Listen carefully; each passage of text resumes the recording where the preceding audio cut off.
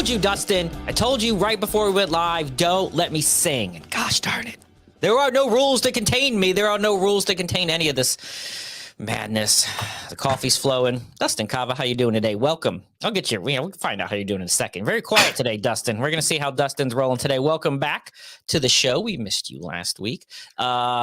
We missed you too. Everyone that's listening out there right now too, because Cannabis from Wayward Media. There we go. I got all that stuff out now. Dustin Kava, welcome back to the show. How are you? Oh, I'm so happy to be back. Feeling like shit, but I'm super happy to be here. Nothing sells it like I'm glad to be here. I feel like shit, but I'm so happy to be here. I'm happy. Go ahead. I don't usually get sick or get under the weather too much like that. And this last couple days, I'm a little out of it, but I'm happy. A little out of it? Well, that's all right. Give me a fun show today. We got more of a relaxed show today, more of a chill show today. We're going to talk two of my favorite things in the world. So I'm super excited to have that today. Because Cannabis, every single Wednesday, 4:20 p.m. on YouTube at Because Cannabis is the YouTube channel. Please give us a little, subscription there. Clickety-clack on the button below. Exciting news about the audio, Dustin. We are, as of this show, moving forward, we're now going to release the audio version of our interviews the following day. So now Thursdays at 4:20 p.m., we will get the audio version anywhere that you listen to podcasts. And if you missed the show and you want to watch it on Spotify, videos of the same content we're having right now. We're going to have the Spotify videos will debut Thursday at 4:20 p.m. along with anywhere that you listen to audio. Super excited about that switch over to Spotify for podcasters.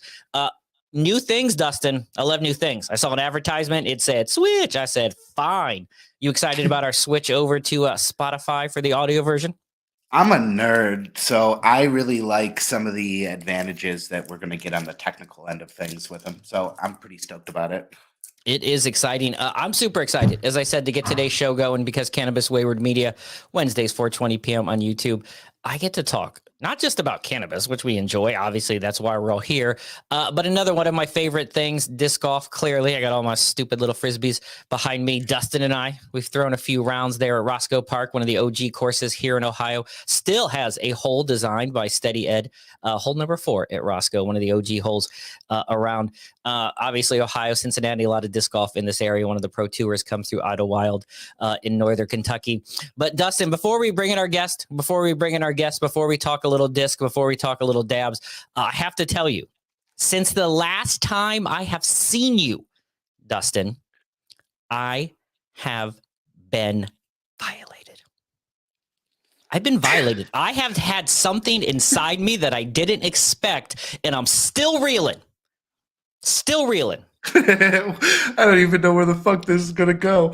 No one does. That's the beauty. It's called a tease, Dustin. That's what we're working here. So here's what happens. There's a unanimous thing that happens almost at the end of every league round, maybe tournament, particularly in wooded courses, especially in Northeast Ohio as the season changes. There's two words.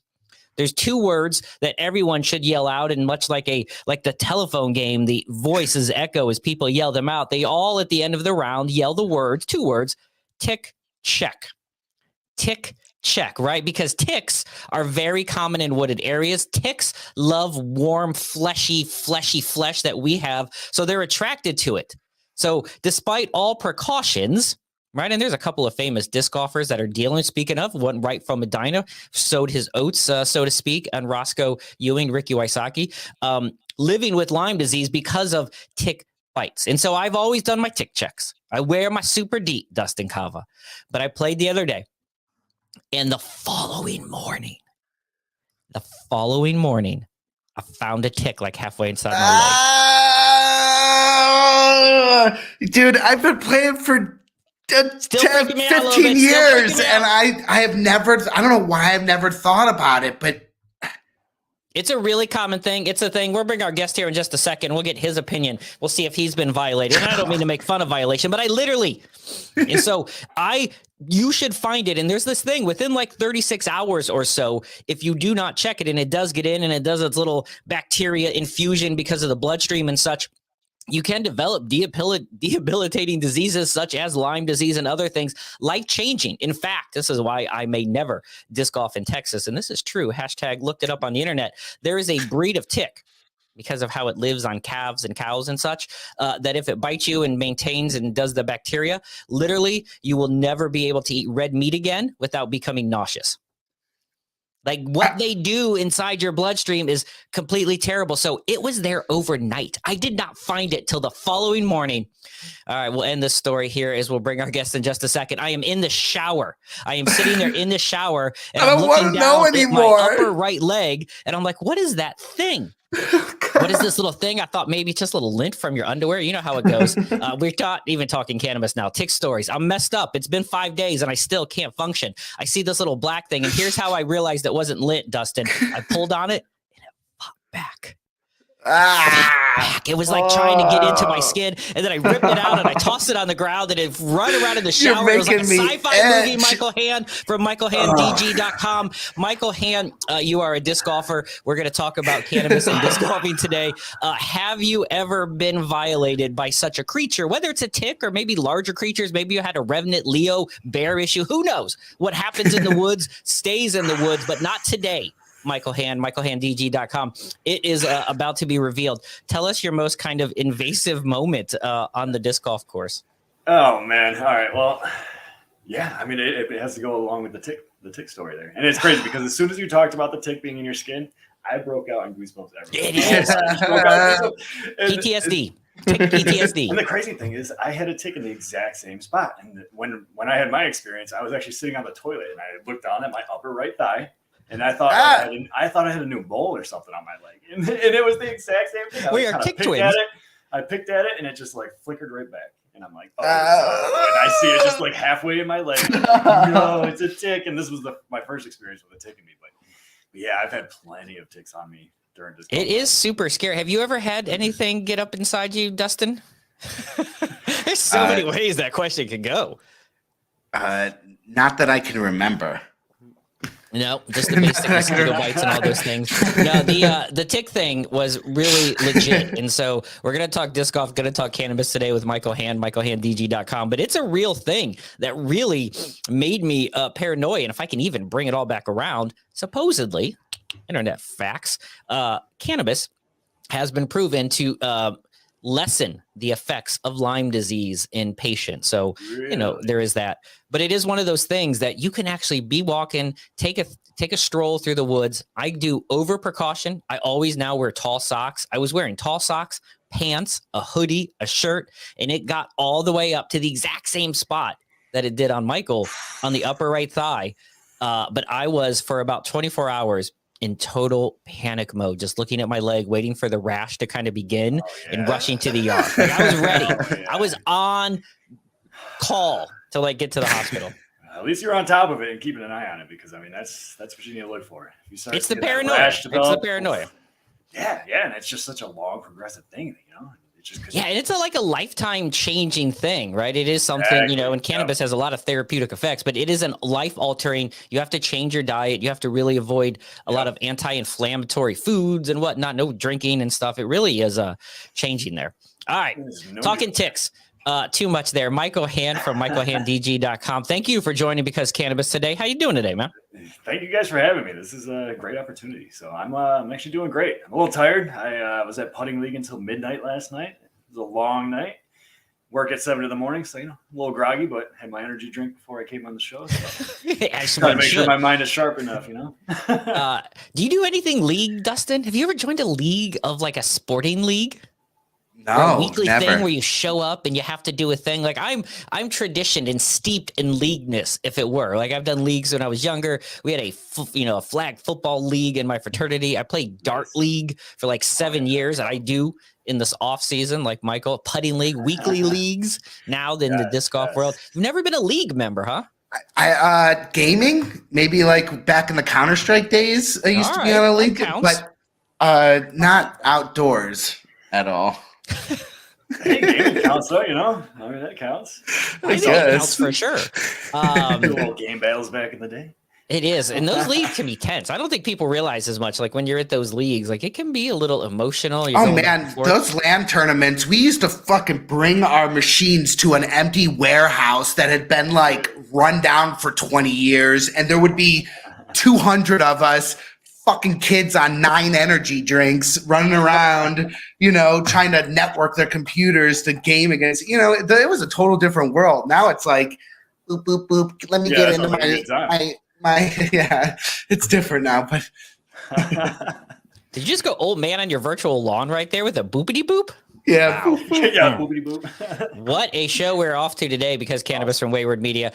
So Michael, how we came across you, like how we got you on the show, and he's had other great kind of artists and entertainers on the show. And so we were sitting there, and of course, disc golf, because the phone's listening and my searches and whatnot kind of permeates your social media feeds and whatnot. And randomly, I don't know where I came across it at, whether it was on Reddit probably or something like that. You had started a blog post kind of is you documenting your disc golf experience at michaelhanndg.com. And one of the blog posts you wrote about a month or two ago was my relationship with cannabis and disc golf. And it's interesting because as a sport like disc golf, which I think has a traditional stoner stereotype to it, as it 100%. continues to grow up and evolve, and we'll talk in a minute about the explosion of people that started playing during the pandemic. As it evolves, the social debate becomes the professionalness of it, right? At the end of the day, it's people sitting in parks flinging frisbees at baskets, right? But as it grows up, as you get people getting $1 million contracts, 10 years, $10 million contracts for a few of these people, as those numbers go up, the professional aspect of it increases. But yet they're still taking cannabis money because they have multiple advertisers, big money advertisers and such. And so I just thought it was interesting because everyone seems to be hiding and bucking away from cannabis usage and disc golf. And you kind of wrote this blog post at michaelhanddg.com, kind of throwing it out there and saying, I like it and I enjoy it. So in general, just, you know, talk to us a little bit, kind of disc golf getting started and then why kind of document that particular aspect of it. Yeah, so all right, that's a great story. So I got into disc golf back in 2015. It was like a Memorial Day weekend. I'm hanging out with my buddy, and one day he asked me to go out and play disc golf with him, and I'm like, sure, that sounds like a good time. You know, I've never heard of it before. I didn't know what it was. Knew nothing about it. And he takes me to this course, and it's a heavily wooded course, and it's at the top of a sled hill. Out on the horizon, you can see the city of Buffalo. It's like a 20, 30-minute drive away, but you can just see the city at the top of the sled hill. Nice. And he explains to me that the first basket is down at the bottom of the hill. And I'm like, really? All the way down there? And it's like in the woods. You can't even see it. And yeah, and I mean, he throws the first shot and the thing just freaking takes off. And I'm like, holy shit, this is pretty cool. So you know, I take my first shot. I have a broken shoulder at the time, so I could barely even throw. But yeah, as we're going through the round, he starts explaining to me, he's like, you know, people come out here, they have some drinks, they throw discs in the woods, and they smoke a little bit of weed or whatever. And I'm like, and at the time, I'm a little bit of a stoner, so I'm like, man, this is the perfect sport for me. Like in the woods, I love hiking. It's you know, you get to be connected with nature. I'm super competitive. Always played sports my whole life. I had just retired from rugby, which is where I had the shoulder injury from. So yeah, it just turned out to be the perfect thing for me. So yeah, that's how I got into disc golf and started, you know, and smoking weed and all that kind of stuff. But yeah, it's a good time, man. It's a good time. BC, how long ago did you start playing? I first started playing disc golf, and this is why I hate to even admit this, given how terrible I am as a player. So I first started playing disc golf in the late 90s, right? I first started playing disc golf in the late 90s here in Northeast Ohio. I had moved back from Chicago, and I had reconnected with some old friends where I lived in Northeast Ohio. And someone, just similar to Michael's story, you know, someone kind of, and I want to hear your first story playing disc golf in a second. Someone just kind of casually mentioned, hey, there's this disc golf thing. And much like Michael, I didn't know what it was. I think mine was in Canton. Shout out Spiker Arboretum Park. Much different design these days. And so we head down there, played a little bit, probably had a couple old Frisbees, and then was hooked. And wait, oh, shut the front door. That's not when I first threw a Frisbee. Holy crap, holy. like repressed memories coming out right now. So we used to travel as a family. We used to travel every other year to my parents' relatives of some form that lived in Cincinnati, right? And so Cincinnati, which I now know is kind of a mecca of disc golf. That's where Steady Ed is from. There's a lot of disc golf courses, high-rated disc golf courses in the Cincinnati, Dayton, northern Kentucky area. It's a really rural, wooded area as well. And so we used to go down there, and they said, hey, we're going to go play clearly probably called it Frisbee golf then. And we had, I would say, what we would now say is throw and catch discs, kind of your whammo things like that, super understable things. But we would use those. It was just everyone got one Frisbee. And so that was the first time. And then when I came back from Chicago, people would mention that. And I was like, oh, I kind of knew it. But that was when, after that time, when I went, all right, I need to buy some stuff. Quonset Hut, shout out to Quonset Hut, was down the road. Smoke shop, Frisbees, like they got adult book stuff. Quonset Hut's got all your kind of needs as a young male. Like they got t-shirts, stickers, porn stuff, bongs, and Frisbees, skateboards. Like it's literally like either an 18-year-old's or in my case, a 50-year-old's, like when I wish I was 18 kind of dream. Yeah. And so that's when I started buying stuff. And then kind of like, played for a few years, life faded in, and then came back about 4 or 5 years before COVID. So probably like 14 or 15 started playing again. And then like a lot during COVID, just had a lot more free time and started chucking away more. It took off during COVID. I mean, it was unbelievable. Like when I started back in 2015 and I signed up for the PDGA, I got into it as quick as I could. I mean, once I found out there was like the whole PDGA thing and tournaments and stuff, I signed up immediately. And here's a fun fact for you going into that, but it took 41 years for the PDGA to hit 100,000 members, and then over the last 4 years, they actually made it up to 200,000. So in the last 4 years, they achieved 100,000, where it took 41 years to hit their first 100,000. And so you can like register at the PDGA.com. You get this number, you pay like $50 a year or whatever. So you can participate. It's kind of a scam. They basically said you can't play in a tournament that's sanctioned unless you pay us money. But that's a crazy fact. 41 years to get to 100,000, 4 years for a second 100,000 people to join. That in and of itself kind of talks about the COVID explosion. When did you first fling a Frisbee, Dustin Kava? 2003, 2004.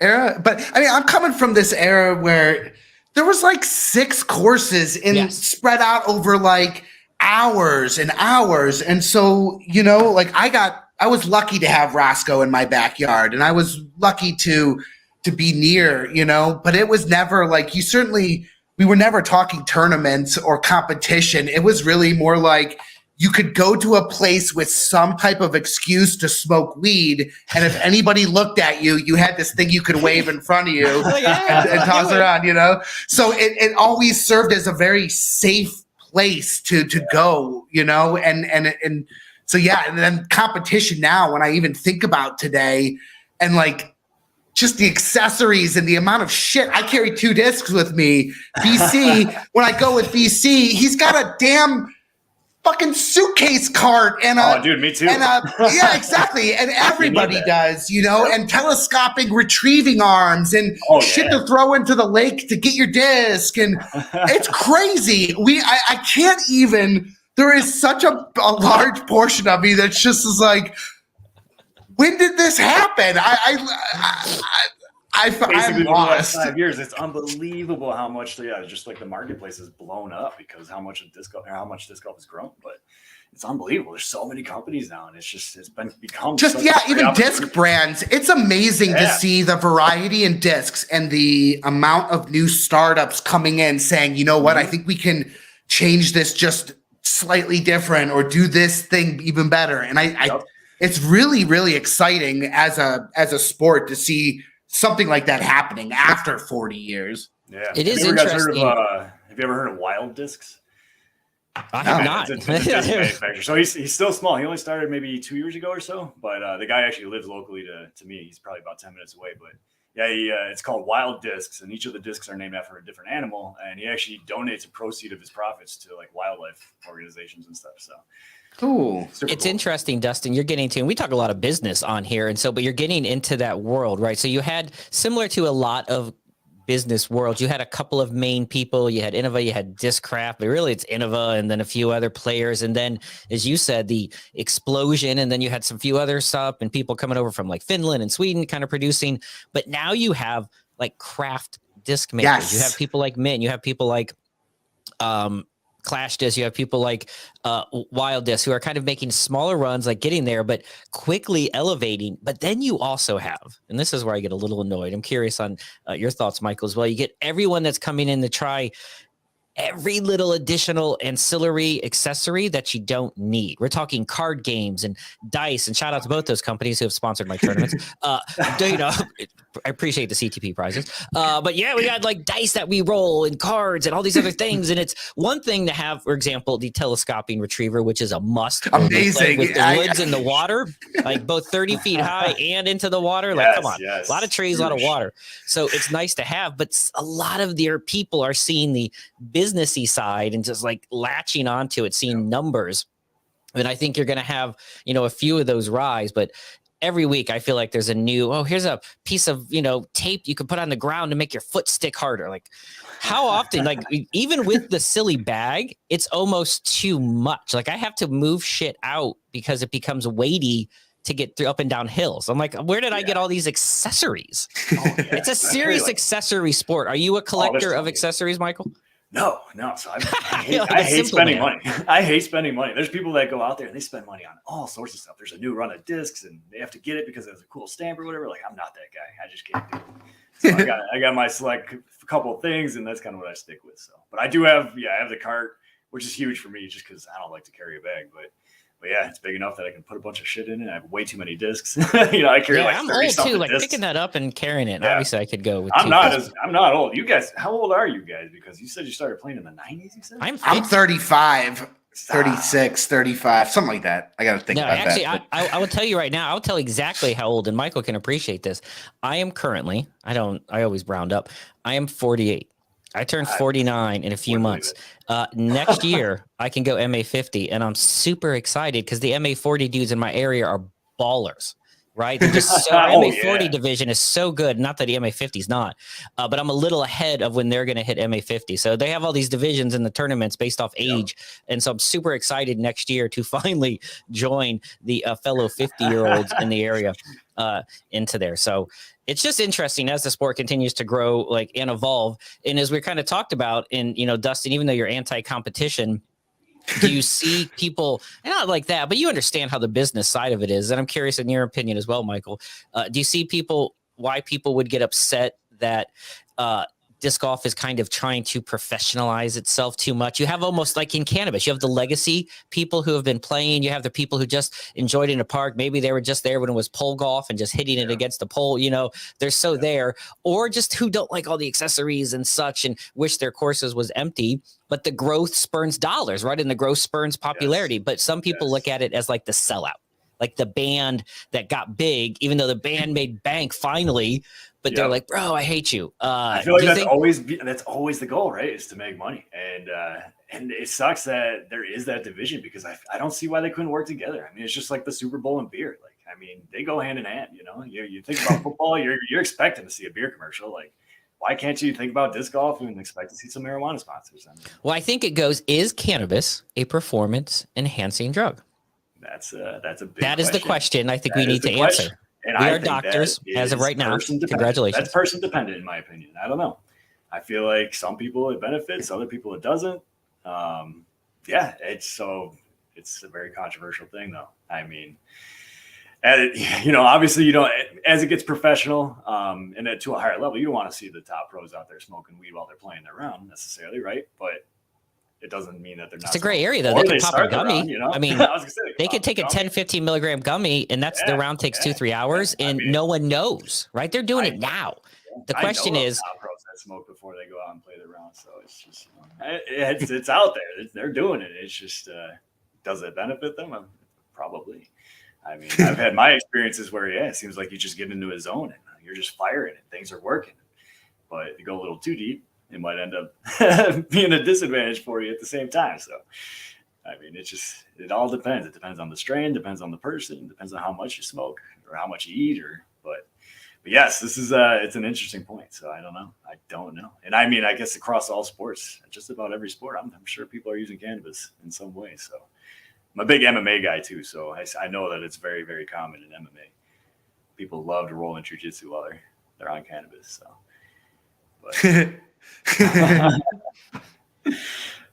is it performance enhancing, Dustin? Like, do you think in general, like, and and once again, not competitive, but you don't follow as much in the sports, but you have this, and it's become a thing where, for example, in the NBA, they don't test as much. I think they stopped testing for cannabis altogether now. And so once again, someone could easily be on that court with a 5-10 milligram gummy, which is probably just giving them, maybe to Michael's point, a slightly zoned in, right? I have taken edibles. We've talked about this on the show when kind of going on long runs to kind of give myself that artificial high. Is that a competitive, and we talk about it therapeutically, can you see the argument for competitiveness, or are you a hardliner? Like, when you think about it just in general, could it present someone an unfair advantage that they could do better at what they would do had they not been consuming or under the influence of cannabis? I don't know. I mean, I definitely think if you're going to add the word competitive to something, there has to be a baseline adjustment that everybody's at to then be measured against. And so having that thing present does not make an even baseline against the entire group of participants. And so I don't know. I have a hard time with that. Now, for me, it makes me fuck up my game, but I still do it every single time. So I mean, like, I honestly, to me, it repairs my muscles after the walk up and down the hills. It's doing all these other things that it's like not the sensory portions of it. I'm not even noticing anymore. And if you're smoking often anyways, how much? I don't fucking know. I don't know. B.C., you're asking some tough questions. Yeah, well, first of all, there are opinions and they're facts because we say them through a microphone. We know that. It's just an interesting conversation. And that's where I think it falls when you get into these debates. And there's a lot of debates about competitiveness in the sport right now. And some of those are more difficult conversations than others. But the cannabis one comes up often, right? That professionalism. There have been some players on the pro tour. Yes, there is a pro tour and there's people making serious bank on it. Most don't, right? Most travel van to van, trying to get a couple grand a weekend if they're lucky. But there are some major players, and sponsorship is becoming more of a deal. It's like NASCAR. They go all out with their shirts. They have multiple logos on them now. Their bags have logos. They can find sponsors from every weird ancillary company that creates a new grip device. Is like, hey, I'll give you this money if you tell people how awesome it is. But the conversation continues to happen. And so, Michael, with your website at michaelhanndg.com, like, you kind of put it out there as the player. When you put it out and then shared it socially, what was kind of the response or feedback from the internet and beyond when you kind of put that thought out there that I think it's cool and I think it's helpful? Yeah, so I knew it was going to be a pretty controversial thing, and it was overwhelmingly positive. Like, I got some, so I did put it on Reddit, and that's perhaps where you guys ended up seeing it, but it was unbelievable, man. I got so many comments of people just talking about how marijuana has basically improved their life in some way, or somehow the combination of disc golf and cannabis is just like improve their livelihood. And I had maybe like one or two people that say, maybe you shouldn't mix more cannabis and disc golf, or if you want to see the sport really grow to that high professional level, maybe you shouldn't really associate the two. But again, going back to that, man, I just don't see why they couldn't really work together hand in hand. And so it was actually overwhelmingly positive. It's the same rec. Think about, if you think about, we'll say ball golf, right? Ball golf is defined by the weekend warriors as a good six pack, the turn and getting a beer and drinking and shoving hot dogs down your throat, and right, cart girls and these other things. Like, so that is the definition of the weekend warrior, the amateur golf player. And on the professional tour, right, there's no carts. You have to walk. You have to wear polo shirts and your caddies. There's a whole decorum there. And I think it's weird that the internet, and we're using some broad, vague terms, internet, but if you feel like, hey, is he talking about me? Yes, is the answer to that question. The internet at large has struggled saying there can be, much to Michael's point, this amateur weekend warrior, have fun. There can be a middle ground. You can have competitive local tournaments. Michael, you've been playing into some for a while. You're now playing, I think you're MA1 now, so you're almost kind of that highest amateur level out there play. And so there can be those, and those can have competitive evenness. You can say, look, no consumption, which actually is technically the rule that's in the rule book. You're not supposed to. It's even chewing tobacco. You can't even do dip for some reason, according to the rule book. Cigarettes, none of that stuff. Yeah, none of that. So it's already in there. And then obviously you have professional people who are the pinnacle, and they're obviously not going to be doing that. But then, and this is where maybe the argument gets harder, multiple holes are sponsored by cannabis companies, right? It's the same with the Super Bowl, though. They're sponsored by Bud Light, but there's no quarterback isn't chugging one yet. That'll happen on the sideline. Yeah, I mean, they get it right after the game, but just wait. They're going to at some point do it before the game. But I think but alcohol is different. No one's ever going to think of that as that performance enhancing. It's this gray line where some people feel they do better. And I think that's where that really, like, the debate really gets a little more technical. I like to drink during tournaments. And I mean, because, you have 1 or 2 drinks. It's just enough to take that nervous edge off. And boom, all of a sudden, they're just freaking draining 60-footers because they don't give a shit. Like, you know what I mean? So in a sense, like, alcohol can be performance enhancing too. But there are those rules about not consuming during a tournament. But naturally, depending on the level of the tournament, people are still doing it anyways. But I went to the Amateur Worlds last year, and that was a pretty cool experience because, I mean, that's the highest level you can get to it. I traveled there with somebody, and I got to see firsthand the difference between being comfortable with sitting there and smoking your cigarettes and maybe drinking a beer during a tournament or whatever locally, but then going to the Am Worlds, and it was like 99 degrees, and he couldn't smoke or drink or anything. Poor guy. Were people pretty strict about following the rules in that setting? Like, were they very strict? Yeah, they had officials out there, like, on the course, making sure you're doing the right thing. You couldn't even have more than one person with you. Like, you could have your caddy, but you couldn't have another 2 or 3 people hanging out with you. Like, even within, I forgot what the distance was, but like 50 meters or something like that. Like, you couldn't have anyone more than your caddy hanging out with you. So, yes, they were very strict about it. We actually had a guy following us. He just popped out of the woods at one point. It was weird. We threw on this hole, and the dude just walked out of the woods behiund us. And next thing you know, he's just kind of hanging out with us. And one of the officials saw this guy there, and he's like, "Hey, who's that guy? He shouldn't be hanging out with you." But, so we almost got into trouble for that. I had to tell the guy, I was like, "Hey, man, there's these weird rules about the caddies, and you can't be there." Yeah, it's weird to have. I had my parents follow me once during a tournament, which I totally sucked in. It was really humiliating to watch. Like, my parents are like 70, they're kind of walking around. Same course, by the way, Arboretum Spiker. Man, the memories there. There's another story we can't tell in this here. But yeah, it was really terrible. So that's the bad part about having family members with you is if they come, and my dad was caddying day 1, he didn't show up day 2. It was terrible. My dad's like, maybe I should. That's some pressure.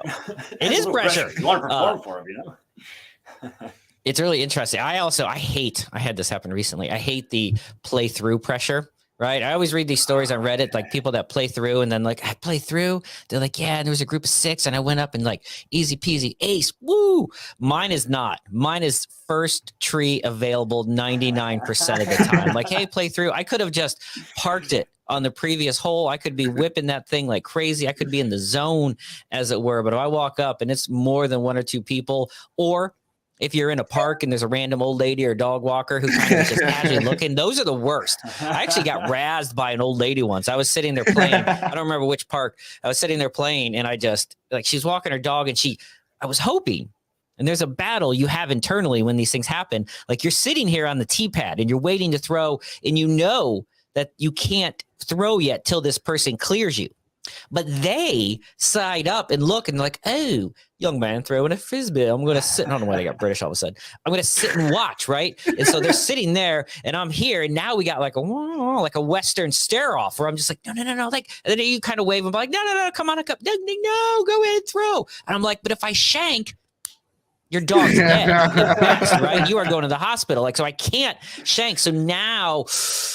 Right, it's building. I'm like, no, just go. And I'm like, move it, lady. Right, my Adam Sandler.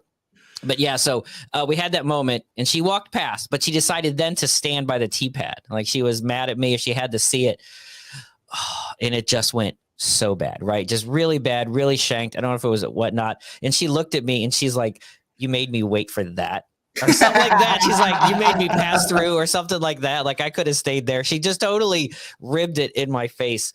It's like a pick yourself back up after a bad moment kind of sport, right? It's one of those totally. A quarterback. Like, you can't forget the last throw. Smoking some cannabis while you're out there playing. Smoking some cannabis would be out there. Forget about that last shot, you can get that short-term memory thing. Are you all in proud when you're out on the course, though, Michael? Are you just like big giant joint walking down, not putting it away? Or are you more of the discreet person? As most people can already assume, I'm super discreet. Like, someone comes, I'm like, shh, put it down. I feel like Dustin would be like, yeah, I'm super discreet about it. I feel like nowadays, like, it's so accepted, especially here in New York State, where it's like, recreationally acceptable. It's just people are doing it. I just played in a tournament over the weekend. Oh, you're an adult. You state, though. Yeah. And wherever you can smoke cigarettes, you can smoke cannabis. So technically, you're not supposed to smoke cigarettes in state parks, but you know, there's about 1,000. Have you ever been to a state park on like a weekend there? There's a lot of people who aren't reading the rules. I'm not gonna. Yeah, exactly. He has a lot of cigarette smokers down there. But, it is interesting though, because I don't think about the adult use states. Yes. Versus like, for example, where we're at, Dustin, medicinally, like you could, but you'd have to have a card and you just don't want to deal with that hassle and things. But if you're in a more adult use state, particularly like Colorado, I got to imagine, well, Colorado, I know, well, actually, we know this for a fact. There is this is where I stole his name from, a disc and dab tour. Let me ask you about this. So there's a disc and dab tournament that happens once a year in Michigan, Michael Hann. And what it is, oh my God, so this is what it is. You can look this up. Dustin, can you find this while I'm talking about it? It's like the disc and dab. You got to pull up this website. You got to read what they have. So it's a disc and dab tournament somewhere in Michigan. It's kind of like invite only. You have to follow their Instagram. It's like a rave, basically, is how you get into this tournament. But here's the catch. It's sponsored by a cannabis company from Michigan. And so as part of your entry fee, you get a gram of concentrate. Sounds great. I get a Frisbee and a gram of concentrate. But you have to, in each hole, like you get, I don't know how it works exactly. I don't know. You have to then take a dab every hole. Like you and your partner have to take a dab like every single hole. And so by the end of it, like you're having like 18 dabs of concentrate into there. And so they're all in. Look, the event has sold out. They're on a wait list kind of event here. So this is disc and dabs. What do you think about, Michael, you go and open just totally taking one rip off of a rig every hole? Man. Oh, by the way, you have to stay on property. You can't leave. It's like a camping thing. So they kind of cover their ass. Like they basically take your keys when you get there and you have to stay on site that night and you can't come back. You can't leave till the next day. It's something like that. Set my hammock up. I'd be good to go. No, Gateway Disc Sports. Shout out to Gateway Disc Sports. They will put anything. They have a great hemp line of plastic there. They'll put anything. Do they really? I haven't heard that yet, actually. Yeah, I have a couple of hemp. I just got a couple of hemp disc. They have a disc. They put coffee beans in it as well. They have a coffee bean disc from Gateway into there. But disc and dabs, shout out to them. What do you think, Dustin? Yeah, that sounds like a good time. Are we going next year? Yes. You know, I don't give a shit about the Frisbees. I'm just gonna like if we could kind of partner up and you could like do my dabs and I could throw the Frisbees, we'd be like a dream team. You do way more than me. Like that one, I'm still terrible at Frisbee golf, but I think that's the way you got to do it. It is like a partners event. What do you think, Michael? Are we doing a concentrated dab every hole? I mean, hell, you know, why not? Why not? I don't necessarily smoke for every tournament that I play in, especially like the higher sanction ones, like your B tiers, your A tiers, or anything like that. Like, you know, I try to keep it a little more professional. Maybe not. Definitely don't smoke during the rounds, but yeah, you know, I'll smoke before. And then these unsanctioned tournaments. I mean, that's what it's all about. These unsanctioned tournaments are really like the grassroots of disc golf. I feel like that's where you're supposed to go out and enjoy yourself, have a drink, have a little bit of cannabis with you. You know, I mean.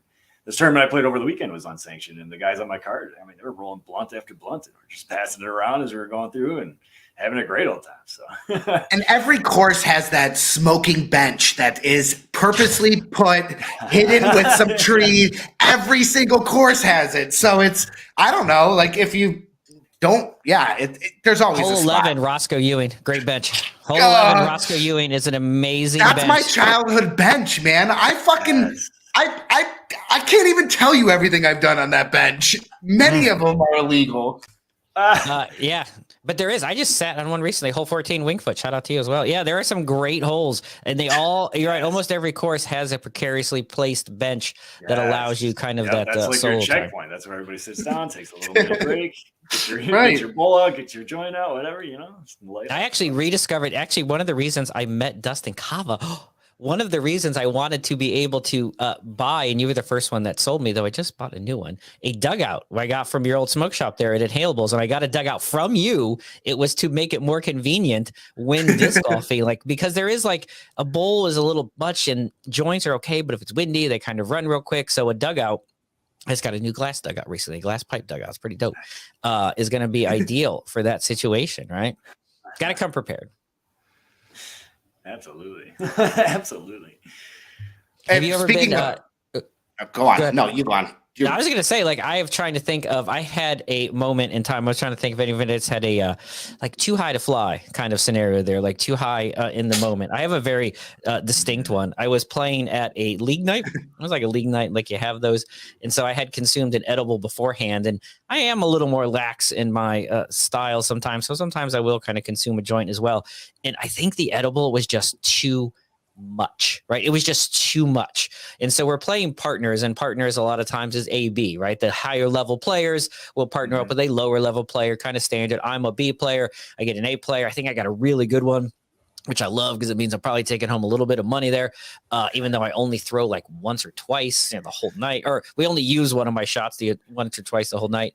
And about hole 9, 10, like it all just caught up with me. It all just caught up with me. And I was so like slow, right? And I just really was struggling to get through, but I didn't want to admit that I was too high. Like, I mean, I work in the weed business. I can't be that guy. Like, of all people, I work in the weed business. I can't be like, hey, I'm too high.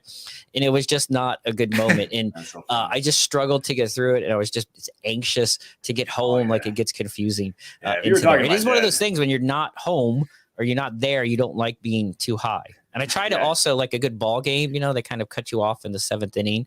I kind of stop like at hole 14, like no more consumption. There's like weird rules I got to have to make sure I get home safe and sound, but also maintain my high. If you're my dad, there is no such thing as too high. But that was so random, Michael. I loved it. Shout out to Michael's dad, who knows such thing as too high. Absolutely, love my dad. I think we would love your dad that too. Threshold, man. Like you could definitely be too high and play disc golf. I mean, if I get into a tournament where you already have that added pressure, and then you add the cannabis on top of it, I get shaky. I physically shaky. Like, oh my god, this 10-foot putt. Like I make these all day in my sleep, but next thing you know, you're shaking and overthinking every little thing. You know, the cannabis can create. It gets rid of anxiety, but at the same time, it also can create. It does work a little double dip, right? Sometimes it gets rid of the anxiety and then creates another form of anxiety. I think we need to settle the age-old debate right now as we kind of get towards the end of the show. Sativa or indica for playing disc golf, right? And I feel like, and we'll go around the room here. We'll go Dustin, then Michael Hann, michaelhanndg.com. I feel like, I'll give my opinion, the natural inclination is to say sativa, right? Because it's a high focus, but maybe it causes the anxiety. I think maybe hybrid would be the biggest buzzword. But let's say, for example, Dustin, would you prefer to be, sativa, indica's loaded words, more like heady, high focused, or more indica centric, relaxed during the disc golf round? It's mostly about body pain for me. So I go with mostly the indica in that case, because then I can focus on the game. All right, Michael, what do you feel? What's your preferred, lineage of choice? How do you like to roll? I'm with him on that too. I actually use it a lot for body pain. I played rugby for 10 years and beat the hell out of my body. I've had so many injuries. The indica to get rid of the pain, but I do like that hybrid though. Like the hybrid just to kind of get rid of the body pain, but at the same time have that focus. And I have a technique to it, man. Like I find the most effective way to do it is I'll smoke like an hour before my round starts, and it kind of lets me hit that peak, come down a little bit, and then I'm just coasting from there, So it is interesting. I am always a Advil 30 minutes before I play. Like on the road driving, it's mandatory to take 3 out because I need it to settle in at that right time. It's always interesting people's, I guess not habits, but kind of ritualisticness to it. Like cannabis of all things is very ritualistic. So you have those people who still have those kind of moments and such. And so, you have to do it at this point, or you have to do it. And then you have the dude who just breaks out a big old fatty in the middle of the round. Let's just go. Let's just go. Plus you have the rise of edibles and cart pens make it such a different thing than back in the day, right? Such a different thing. Totally. I think we can all pretty much admit though, like the early days of disc golf, I don't know. I'm not a historian. There's some couple great podcasts. Roots of Flight is a great podcast talking about the history of disc golf. Let's put a percentage on, let's say, the first 5-6 years, the amount of cannabis consumed by the early disc golf players. Was it invented by stoners? Here's what they did. They wore tank tops. They grabbed a Frisbee and they threw it at poles, right? So the first incarnation of disc golf is called pole golf. So they literally were object golf. You throw it at a tree. There's a thing. Can I hit my Frisbee with it, bro?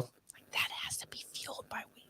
That's exactly it. So a whole sport generated off of it, and now they're like, "Oh, you can't smoke on the tournament course." You know, like it is kind of a silly progression when you think about its lineage. Yeah, it is weird. Which is funny because if you look at the opposite of ball golf, right? Disc golfers always seem to want to be like ball golfers for some reason. They always compare it, and I hate saying ball golf. Do we say, but you have to say disc golf. Is golf or is it ball? I don't know. It gets confusing. Disc is a very hard word to say when you say it repeatedly. Shout out to us. I don't think we threw any dicks in there other than that purposeful one. So good props to all of us here. It is interesting how ball golf, right? I would say ball golf is something that was considered very much a high level royalty, like rich person's thing, and has permeated downward, right? And so now you have the local courses and you have your beer leagues, and it's very much, you have a lot of stereotyping here, blue collar, lower income people who play ball golf, right? They play golf and different. And there is obviously the very rich country club, like Caddyshack vibe, but disc golf is an opposite growth pattern. It was born in the darkness, man. It was born in the darkness. Thank you for that Bane impression. No one had said. So it was there, right? And so now it was there, and it's like trying to go the other way. It's interesting that the ball golf is definitely, I would say, descended to the masses, and the masses decided, hey, I can't afford ball golf, so I'm going to throw a Frisbee at a tree. And now we're like, Dustin, do you have a great impression of what I would imagine the average Redditor is like on disc golf? Like, well, I mean, I'm a professional. We have the PTA. Why are you not calling? You want to know the other big thing they bitch about, Dustin? I'm going to give you your opinion. So you have technically a 30-second time limit from the time you approach your lie till you throw it, right? And there are a few players on the Pro Disc Golf Tour who are notoriously bad and take a long time. It's like 4, right? It's like 4 of them every week. But the internet. And so here's the problem. Much like ball golf, it's self-monitored. There's no referees typically. There may be some officials as the sport grows, but usually you have a foursome. You have 4 people on a card. Michael steps up. He's taking like 5 minutes. I'm like, bro, like time. Like, come on, you got to go. And typically then you just warn. And if he does it a lot of times, you don't play with him again. But the internet wants you. If you're like at 31 seconds, you'd be like, penalty, stroke you, go. I'm like, what? They are so adamant. Like, why is someone not right there? And the awkwardness, because it's self-contained. If you called me out, now Michael's sitting the whole round being like, fucking dick. Like, I mean, especially if it's like 35 seconds, 40 seconds, and it's like 1 or 2 times. But the internet was like, it would be unfun to play with someone who, like, at 31 seconds was like, all right, bro, go. Yeah, I mean, I don't know. UDisc is getting crazier and crazier every day. So, like, when the heck, like, eventually I do see my little app being like, you got an extra penalty there because your GPS location timed you out at 37 seconds. Shit, you're right. I see that yet. Holy cow. No, but if baseball can get to the point where it has like clocks on the field now, something that's back right. in the 100 years ago, they would obviously they would be like, whoa, that's a digital clock. But let's take that aside. Even 5 years ago, like they're still arguing today about using robots and stuff, but the time clock is pretty universally repaired. Software like UDisc, which has really risen up the planks, and UDisc, it's a whole nother conversation for another day, is trying to get into disc golf scenes money, the only people that register tournaments. So UDisc has grown and grown and grown, and the software grows. I could see it, and people use it already to track throws and stuff, and it measures you to the, like, where you're at GPS 1,000%, like some things that time internally based off when you moved to your lie and now it registers or some shit like that. Man, 5 years on the road, right? That'd be pretty dope. I can see that happening. They were pretty strict about that 30-second rule at the AM Worlds last year. So, you got people up your business, be like, come on. Yeah, definitely. I would fuck with people so bad. I would literally, I would have my caddy hold up a big clock, and so I could just wait till 29 seconds. And I just think that there's like, God. Yeah, exactly. Oh, it's so good. That's such a. The other thing, Dustin, you probably don't know this. I wish I could find it. Maybe I'll find it real quick. You'll have to talk when I find it. So recently, disc golf is running into another issue on the pro level where, because there are becoming more and more fans, like attending one live, which once again was just random people passing by. Now people pay money to attend live. Is in the last few tournaments, they're running into the issue. Ball golf doesn't have as much because the flight path typically, once a ball golf golf ball goes out of bounds, it's not coming back in. However, a Frisbee can come back in, right? And so it's all about its landing space, inbounds, out of bounds. As courses get tougher, they're putting more OB and making it more point and shoot style golf. Well, we've had some instances recently this year of Frisbees thrown by pro players hitting a golf cart, right? That's on the side, hitting a fan, hitting a camera person. There is a really great, except for this guy, one recently, just like 2 weeks ago, where this guy did a straight, like what they call grenade shot up in the air, and it hit a camera's guy in the head so hard that he got like 15 stitches opened up, and now they're all wearing like bump caps, like mini baseball hard hats. Did you see that shot, Michael? I saw the shot. I'm so glad I didn't see the picture because I've heard some people explain it to me, and it did not sound good. It did not sound good. Split him right open, but that was nasty, man. I mean, that noise that thing made when it hit his head. What the fuck? Dude, it was like a watermelon exploding or something. Gosh. I mean, my home course had a walking park put right through the middle of it. And so like that was always a reality. You had moms and grandmas walking, you know, I can't imagine. I don't know. I couldn't. I've only seen a couple people get hit, and thank goodness that they were all right. You're about to see it right now. Let's bring this up. So we're going to set the scene. I'm not going to play the audio because this is some guy commenting on it. Maybe we can play it. The audio sound is great, though. So this was from a recent tournament. This is professional disc golfer Eagle McMahon. If you're watching us on YouTube or on Spotify, you can see this video. So let's make this big here, full screen in a second. So this is professional disc golfer Eagle McMahon, Dustin, and he's going to do a grenade shot where he's going to send the Frisbee on a perpendicular plane, right? He's going to send it that way purposely because he wants it to slice down between a bunch of trees and basically thump, like hit into the ground. All right, you ready? Oh, God. I'm going to do it once without sound, and maybe we'll try and get it. So he goes up, goes over. Now you can see him in the background. They'll have a nice shot. Hold on. We got a nice shot coming up here in a second. He's like, what happened? Like, where'd it go? Here it comes. Oh, you see it come right in there?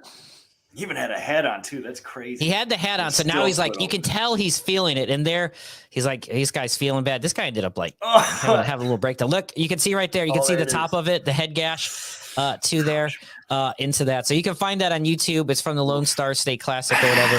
But yeah, so we've had that, and we've had a few different instances of people getting hit on the course because of its popularity. Now you're getting fans out there, and they're becoming all this controversy, you know, for those things. And it's an interesting time. It's an interesting time for what I think is a really fun sport.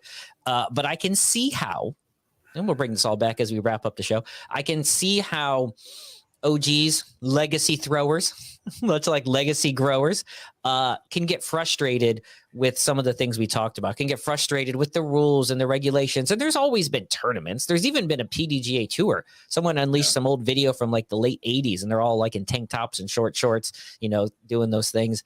I can see why, you know, older school people or even more people who are into it very socially, like you, Dustin, you're not older school, but you're also in it on a very casual basis, could be frustrated with the nerdiness and the explosion of the business side of the sport. Do you think it's good, Michael, as we kind of wrap up? Michael Hann, michaelhanndg.com.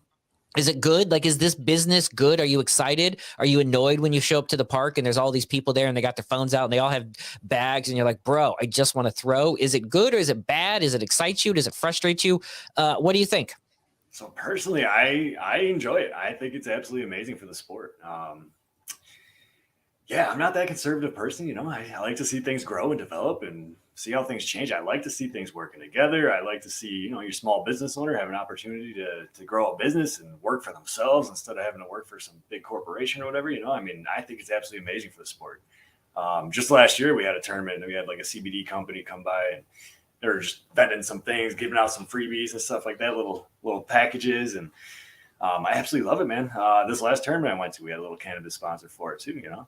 So I think it's great for the sport, and I just want to see it grow. I want to see more people get involved. I think it's just good for everybody. It's going to be interesting. No, I definitely, I think even, you know, thinking back on now that how difficult it is for cannabis companies to advertise in general, and then finding the right place to market where there is a high usage rate of whatever the fuck you are selling. Target demographic people. Exactly. it's actually an awesome opportunity for cannabis companies, and I really hope that the sport kind of embraces that. It's interesting because you can do so much, literally grassroots, pun intended, because there is becoming these larger tournaments. You know, there's a lot of people watching there in person, but here's the secret sauce that I think they get. So what they do a lot, Dustin, is they have those big like planter flags, right? Those giant feather flags that are big at all these events. And so those are on these and YouTube, almost all disc golf. I mean, there is a live stream from Disc Golf Network, but a lot of it is consumed post-produced, is what they say. So post-produced disc golf, the next morning they kind of do all 18 holes and 9 things, chop out all the unnecessary shit. But at the tee box, there's always these large feather flags in the signs. They don't blur it out.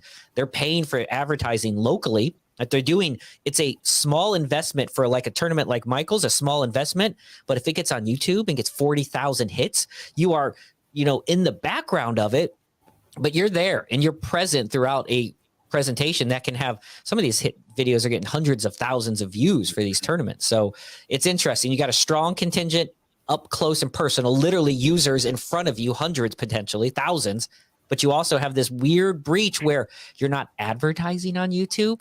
You're kind of in a very popular YouTube video, even though they don't ever talk about you. Crazy. That's how I look at it. Yeah. That is my thoughts. What do we got going on, Michael Hann DG? You're going to keep commenting. You got some blogs. You're talking about your putting league. You were talking about some of your tournament season. You got a hefty tournament season ahead of you. You ready? You're going to dominate the Buffalo, New York area? I'm going to absolutely do my best and hopefully become a weekend warrior and make a couple bucks on the weekends.